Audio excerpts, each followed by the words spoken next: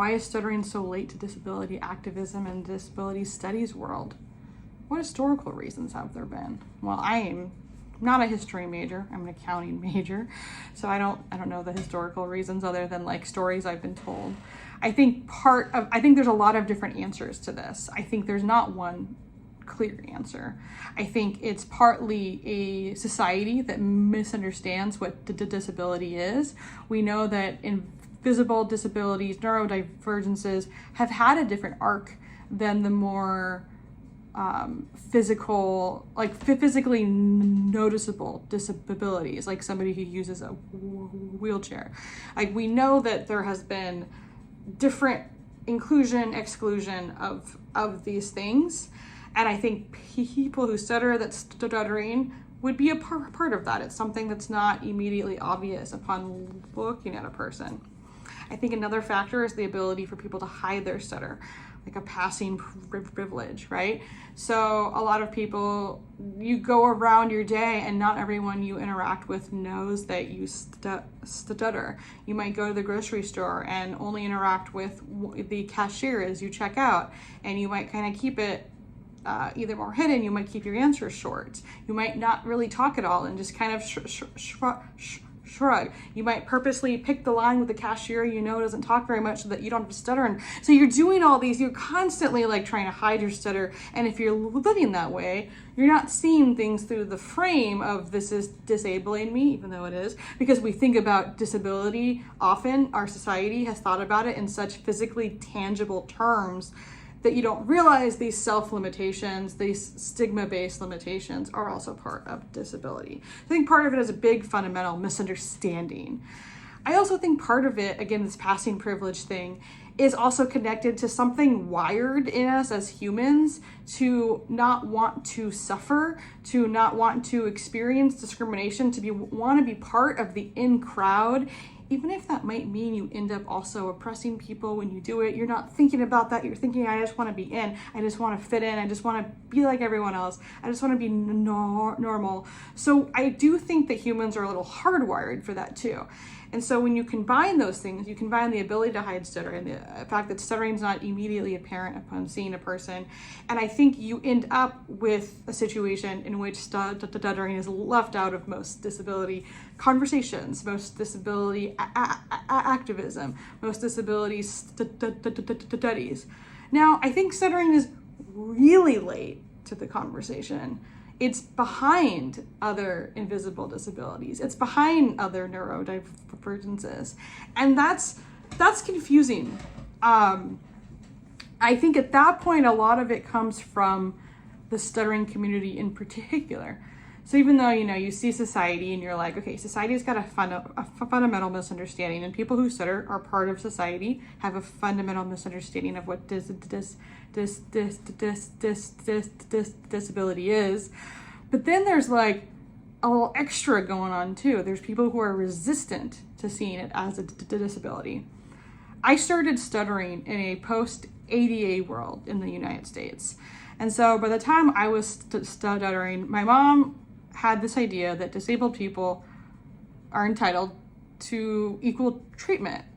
And you can get into what ADA does with that, but that's the way she raised me, was you're entitled to equal treatment to other people. You're entitled to extra time because you have a disability, and that brings things equal.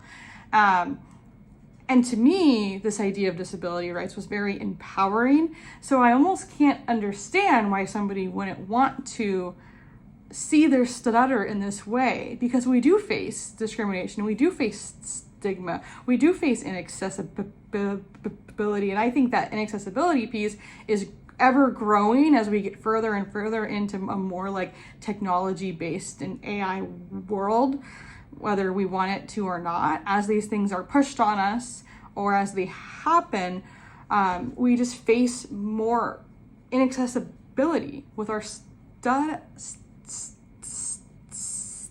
stuttering. And I think part of it is like even the bigger conversations of what acceptance means has only come in like recent stuttering history months. And I think with acceptance, you have to do that first in order to acknowledge, like there's an element of that you have to do first. I don't know if I agree with that. I said it and I don't know if I agree with that. Because I don't think I had acceptance, but I saw it as a disability. I don't know. Anyway.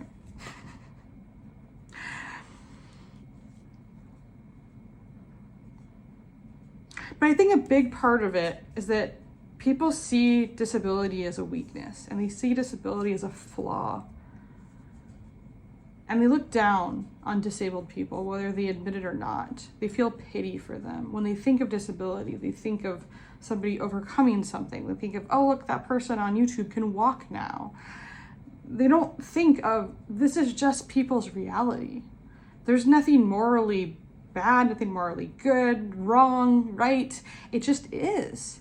You know, I grew up with a great uncle who was very involved in my life. We saw him every week, and he was blind and deaf and had gone blind and deaf in his like 30s or something.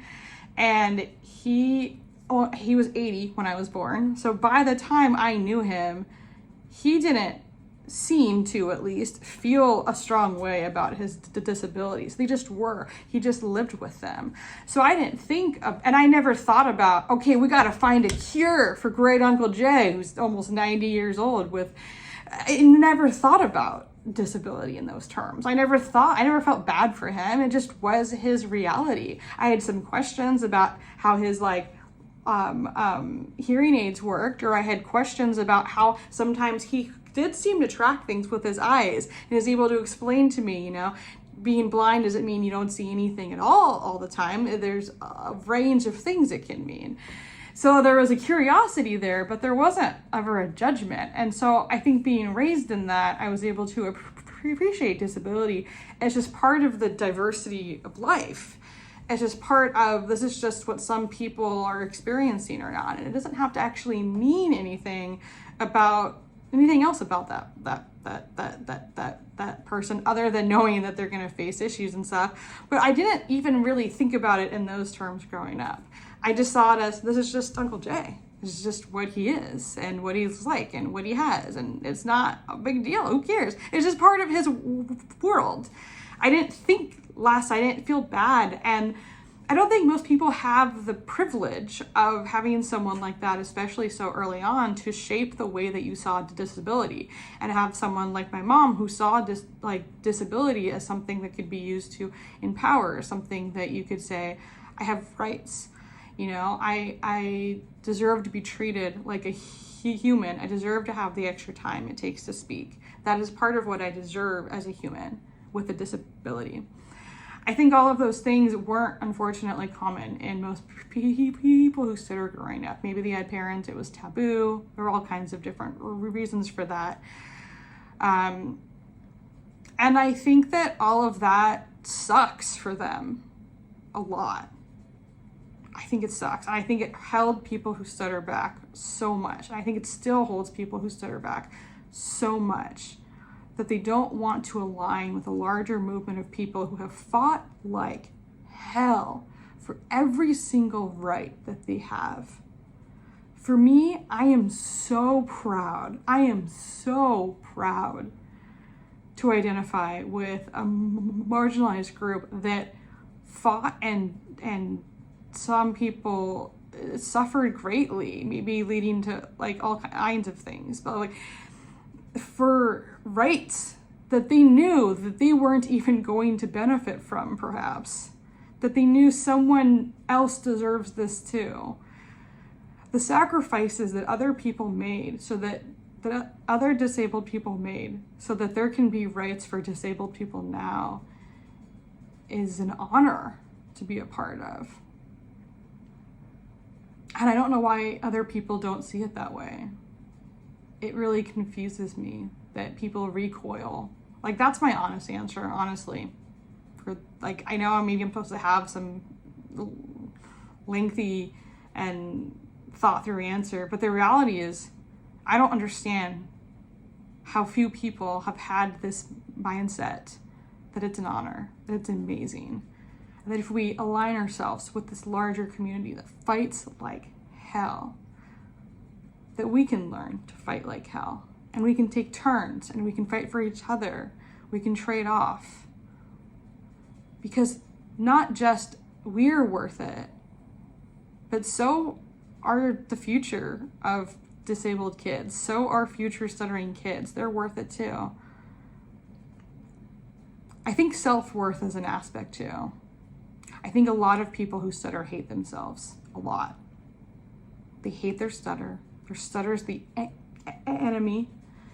They don't see disability from any model other than a medical model, and the stutter is the dragon they need to fight and beat and kill, and they hate it, and their stutter stops them from living a better life, and their stutter stops them from having their true voice. And they're wrong. Their stutter is their true voice. And if they woke up and saw it, if they saw things that way, maybe they could start to see that they're worth fighting for. That their stutter is worth fighting for. That their stutter just wants to come out and be a part of the conversation because that's where it belongs. So, I'm over time by a lot. I'm sorry. I'll stop. I kind of got sidetracked, but I really do hope that this changes in the near future.